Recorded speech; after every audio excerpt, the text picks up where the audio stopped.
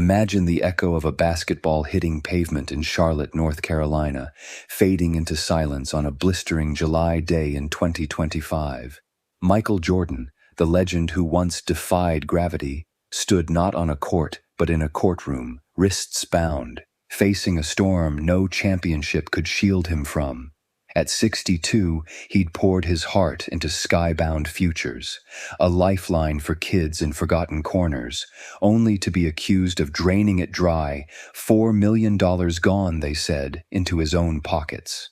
The judge's cold stare pierced through a room packed with graying fans who'd roared for his titles, now whispering in shock.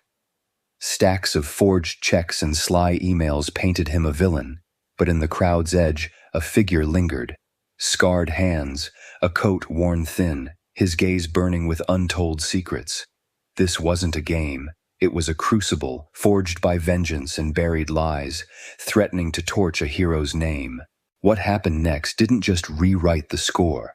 It unearthed a conspiracy that jolted Charlotte awake, showing that legends don't just fade. They rise from ashes to fight for what's right, no matter the cost. The sun blazed over Charlotte, North Carolina on a sticky July morning in 2025, casting long shadows across the city's bustling streets. Michael Jordan, now 62, had swapped the hardwood glory of his NBA days for a quieter pursuit, running Skybound Futures, a non-profit that turned empty lots into basketball havens for kids teetering on the edge of poverty. His graying hair and weathered hands told of years past, but his broad shoulders still carried the weight of a champion. That day, he'd planned to unveil a new court in a gritty neighborhood, a project funded by his own pocket and local donors who saw hope in his vision. Dressed in a faded denim shirt and sneakers scuffed from years of use, he drove his old Ford pickup through familiar roads, the hum of the engine a steady companion. He pulled into the lot, a slab of cracked asphalt transformed into a gleaming court, complete with fresh nets and a mural of kids soaring toward a bright horizon. A small crowd had gathered, retirees who'd cheered his fadeaways in the 90s, parents clutching coffee cups, and a dozen kids bouncing balls with restless energy. Michael stepped out, offering a wave, his deep voice cutting through the chatter. "This is for you, all of you." The applause was warm, nostalgic, a chorus of voices that remembered his 6 rings and endless grit. But as he bent to cut the ribbon, sirens pierced the air. 4 police cars screeched to a halt, lights flashing like a warning flare. Officers spilled out, stern-faced and purposeful, weaving through the startled crowd. "Michael Jordan," a burly lieutenant called, holding a crisp white paper aloft. "You're under arrest." The words landed like a thunderclap. Kids froze mid-dribble, parents gasped, and an old man in a bull's cap dropped his soda can, the fizz pooling on the pavement. Michael straightened, hands loose at his sides. "What's the charge?" he asked, calm but unyielding, his eyes locking onto the officers. "Grand larceny, fraud, and embezzlement," the lieutenant replied, stepping closer. $4 million drained from Skybound Futures. The crowd erupted, shouts of disbelief, a mother's sharp cry. "Not MJ!" Cameras clicked as reporters materialized, their lenses hungry for the fall of a titan. Michael raised a hand, silencing the chaos. "Let's hear it out," he said, then turned to the kids, his voice softening. "Stay strong. I'll be back."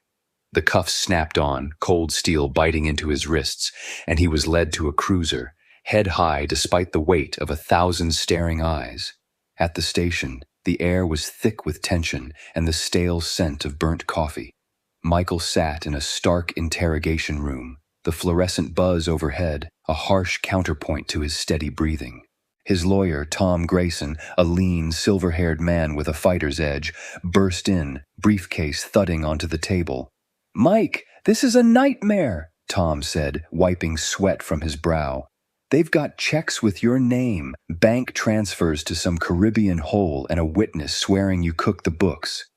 It's a setup, but it's slick." Michael leaned forward, elbows braced. "I'd die before I'd rob those kids, Tom. Who's behind it?" Tom spread papers across the table, forged signatures, emails plotting fund shifts, a trail so clean it stank of fabrication. Prosecution's Erica Holt. She's ruthless. Connected. Judge is Leonard Bryce. Old school. Hates flash. Arraignments tomorrow. Michael's mind churned. He'd faced traps before. Defenses collapsing. Shots rimming out. But this was different. Personal. A blade aimed at his legacy. As Tom gathered his files, Michael caught a flicker outside the one-way glass. A figure in a tan trench coat. Face obscured. Lingering just beyond the light. A cop? A spy? The shadow vanished, leaving a question that gnawed at him through the sleepless night. The arraignment was a circus. The courtroom, a cavern of dark oak and stern portraits, brimmed with onlookers, gray-haired fans, local workers, kids from Skybound clutching faded flyers. Judge Bryce, a gaunt man with a hawkish nose and a voice like gravel, presided from his perch. "Michael Jordan," he intoned, peering over wire-rimmed glasses, "you stand accused of stealing from the very children you claim to uplift. How do you plead?" Michael rose, his 6'6" frame filling the space. "Not guilty, Your Honor." Erica Holt, sleek in a charcoal suit, laid out the case. "This man siphoned millions, leaving Charlotte's youth to fend for scraps." She flashed damning slides, account ledgers, a signature too perfect to be his. Michael scanned the room, spotting the trench-coated figure again, now in the back row scribbling furiously. Their eyes met, a brief electric clash, before the man slipped out. As bail was set at $3 million and deputies escorted him away, Michael whispered to Tom, "Find that guy. He knows something." The trap was tightening, but he'd never been one to fold under pressure. Not then, not now. Fan 2, The Courtroom Conspiracy, 1602. September rolled in, heavy with heat and anticipation, as Michael Jordan's trial began in Charlotte's historic courthouse. The building's stone facade loomed over the city, a monument to justice now twisted into something darker. Inside, the air buzzed with murmurs, retirees in worn-out Bulls gear, parents whispering about lost trust, kids from skybound futures clutching hope like a lifeline. Michael sat at the defense table, charcoal suit pressed, his face a mask of resolve. Tom Grayson fidgeted beside him, flipping through a stack of notes, his jaw tight. Across the aisle, Erica Holt stood poised, her emerald eyes glinting with the certainty of a predator closing in. Judge Leonard Bryce banged his gavel, silencing the room with a sound like a gunshot. "Let's begin," he growled, leaning forward. Holt launched her opening salvo. Michael Jordan built a myth of generosity, but beneath it lies greed. He drained skybound futures, $4 million meant for Charlotte's poorest children, into his own coffers. She clicked a remote, projecting bank statements, emails, and a photo of Michael's signature on a transfer order. The jury, 12 locals, mostly middle-aged, with weathered faces and skeptical stares, shifted in their seats, some scribbling, others glancing at Michael with a mix of doubt and reverence.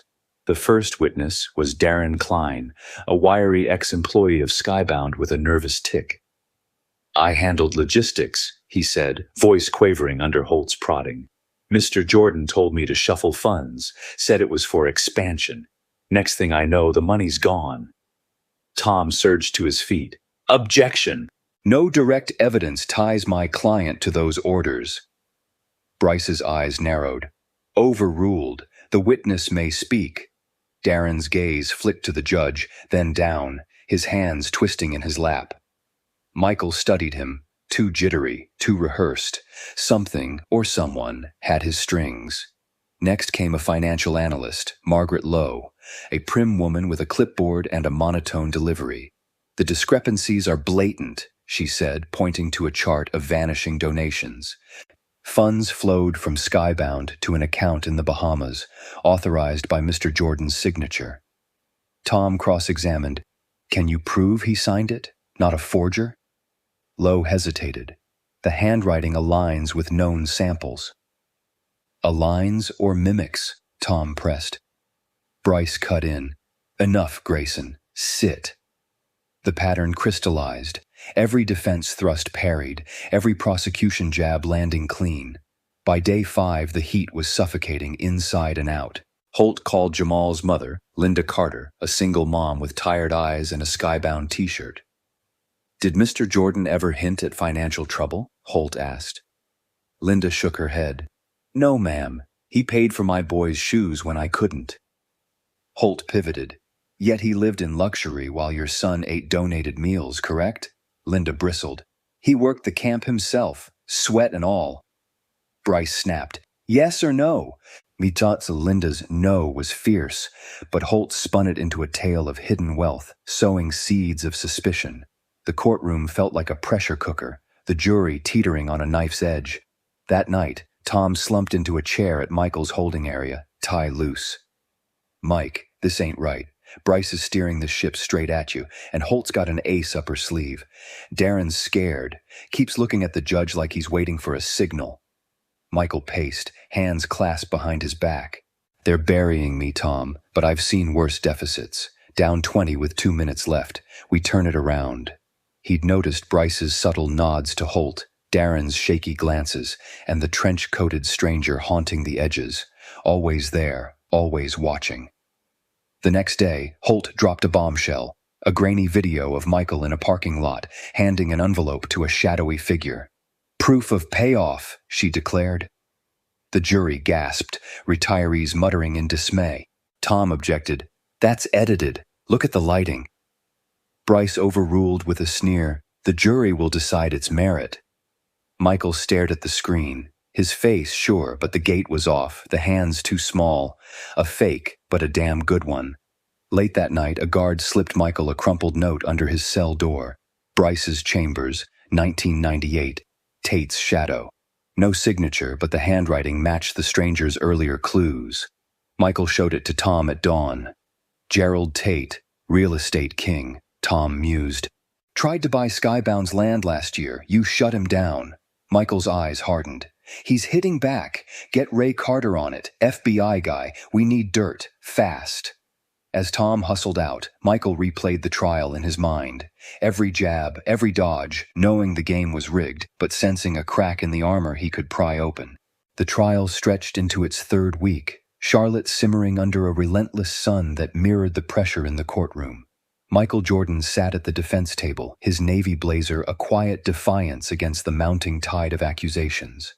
Tom Grayson pored over files, his glasses slipping down his nose, while Erica Holt strutted before the jury, weaving a narrative of betrayal that clung like humidity. Judge Leonard Bryce ruled from above, his gavel a constant threat, his rulings a wall against every defense move. The jury, 12 souls from Charlotte's heart, watched with growing unease, torn between a hero's legacy and a prosecutor's relentless assault. Holt escalated her attack, calling a surprise witness, Victor Reese, a slick accountant with a greased smile. I managed Skybound's off-books funds, he said, adjusting his tie. Jordan hired me to hide the money, said he needed a cushion for personal ventures. Tom shot up. Objection. No contract, no proof, just hearsay. Bryce's voice sliced through. Overruled. Continue, Mr. Reese. Victor spun a tale of secret meetings, cash drops, all pinned on Michael. The jury scribbled, retirees in the gallery shaking their heads, a kid from Skybound, Sarah, biting her lip in the front row. Michael's mind raced, but his face stayed stone. Reese was polished, too polished, his story a script, not a memory. Then, during a recess, the trench-coated stranger struck again. As Michael sipped water in a hallway, a folded paper slid under his cup. Tate's warehouse, midnight. Bring a friend. No name, but the intent was clear. He showed it to Tom, who balked. Mike, this could be a trap, or worse. Michael's jaw set. Or it's our shot. Call Ray. We're going.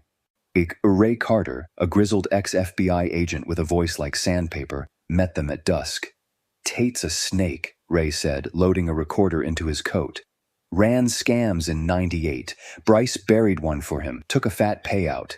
If he's after Skybound, this is personal. They drove to an industrial sprawl on Charlotte's Edge, the warehouse a hulking shell of rust and broken glass. The air smelled of oil and decay as they slipped inside, flashlights cutting through the gloom. Crates loomed, stamped with faded logos, but a faint glow beckoned from the back. There, amid stacks of files, stood the stranger. Tall, silver-haired, in his late 60s, with a face carved by time and regret. "You're Jordan," he said, voice low and steady. "I'm Henry Vaughn, used to play for the Bulls.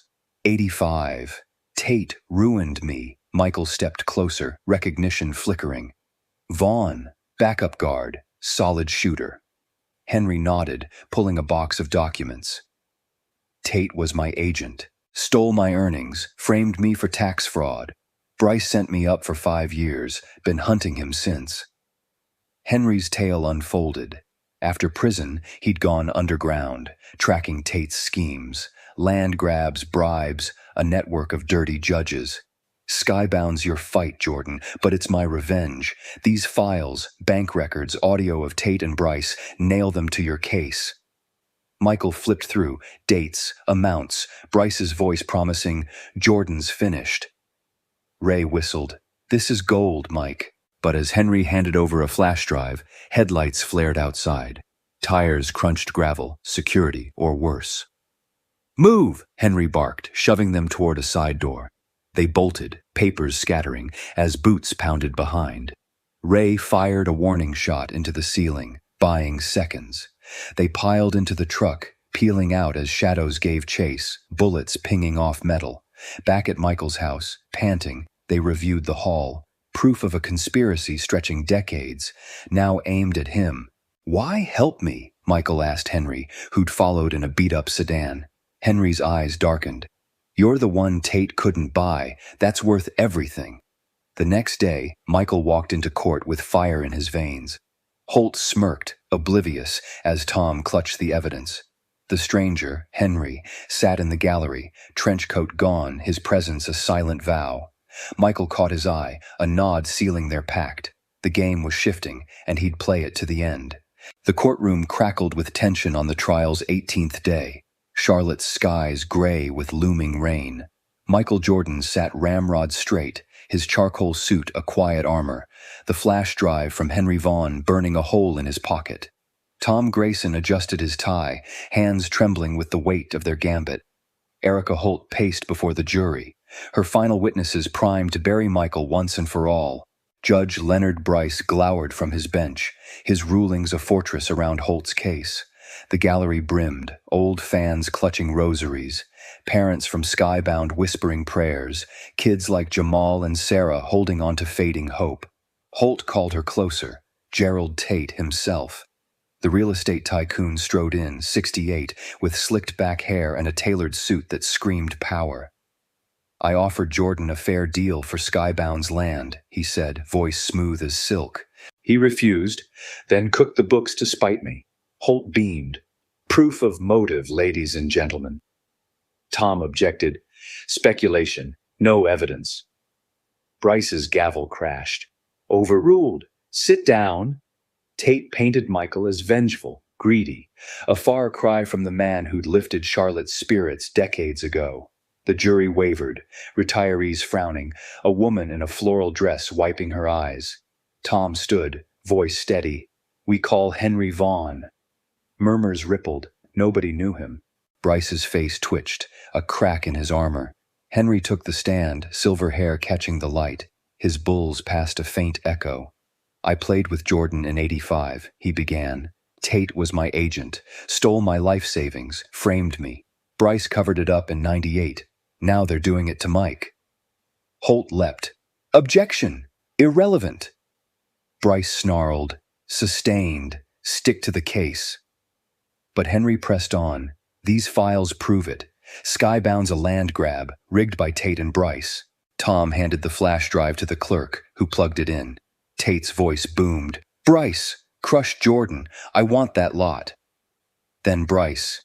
"He's done. Trust me." The jury gasped, retirees clutching armrests, kids wide-eyed. Holt shouted, "This is inadmissible. Tampered evidence." Bryce roared, "Turn it off!" But the clerk froze. Too late. The room heard it all. Michael stood, addressing the jury. "I've fought for those kids every day. Tate wants their future for condos. Don't let him win." His words landed like a championship shot, raw and true. Chaos erupted. Bryce lunged from his bench. "You're in contempt, Jordan." Tate bolted for the door, but deputies grabbed him. "Tell them nothing," he hissed at Bryce, who pounded his fists. "I'll bury you all." Then the doors flew open. FBI agents, alerted by Ray Carter, stormed in. "Leonard Bryce, Gerald Tate, you're under arrest for bribery and fraud," an agent barked. Cuffs snapped on. Bryce thrashed, spitting curses while Tate slumped, empire crumbling. The jury deliberated 90 minutes. Not guilty. Cheers shook the walls. Old fans hugged. Linda Carter sobbed. Jamal and Sarah rushed to Michael, clinging to his arms. Outside, he faced a sea of microphones. "This wasn't my fight. It was theirs." Skybound's safe now. Later, he found Henry by the courthouse steps, a ghost, no more. "You saved me too," Henry said, voice thick. Michael clasped his shoulder. "We saved each other." October swept into Charlotte with crisp winds and golden leaves, a balm after the trial's storm. Skybound Futures stood taller, its new court gleaming, kids darting across it with joy unbound. Michael Jordan, 62 and battle-worn, watched from the sidelines, denim jacket loose over his frame. The scars of the fight lingered, sleepless nights, a city's doubt, but the victory shone brighter. Retirees who'd once roared for his fadeaways now volunteered, painting benches, serving lunches. Parents like Linda Carter rebuilt trust, their kids, Jamal, Sarah, dreaming bigger than ever. Henry Vaughn stayed too. The ex-bull traded his trench coat for a whistle, coaching drills with a quiet ferocity. One evening, as dusk painted the sky, he approached Michael with a weathered photo, him in a bull's uniform, young and unbroken. "Lost this life to Tate," he said, voice steady. "You gave me a new one." Michael took the picture, tracing its edges. "You gave me the ammo, Henry. We're square." They stood in silence, two warriors bound by a shared redemption. At a community celebration, Charlotte's mayor, a stout man with a preacher's cadence, presented Michael with a bronze key to the city. "For courage beyond the court," he boomed. The crowd, gray-haired fans, families, kids, rose, applause thundering. Michael took the mic, gaze sweeping over them. "I've won titles, but this is different. You fight for what's right, not for glory, but for the ones who can't. Skybound's yours. Keep it alive." Tears streaked lined faces, a woman in a bull's scarf clutching her husband's hand, Jamal beaming beside his mom. Later, Michael drove home under a starlit sky. The pickups rumble a familiar comfort. He thought of Henry's photo, Tate's snarl, the kids' laughter, pieces of a legacy forged anew. "Keep pushing," he murmured, a vow to himself and a city he'd never abandon. Skybound Futures wasn't just a court. It was proof that heroes don't fade. They rise, again and again, where they're needed most. Disclaimer. This story is a work of fiction inspired by Michael Jordan's public persona and legacy. All events, characters, and legal proceedings are imagined and not based on real occurrences. Any resemblance to actual persons or incidents is purely coincidental. Created for entertainment and inspiration, this tale celebrates courage and integrity, values we admire in heroes like MJ.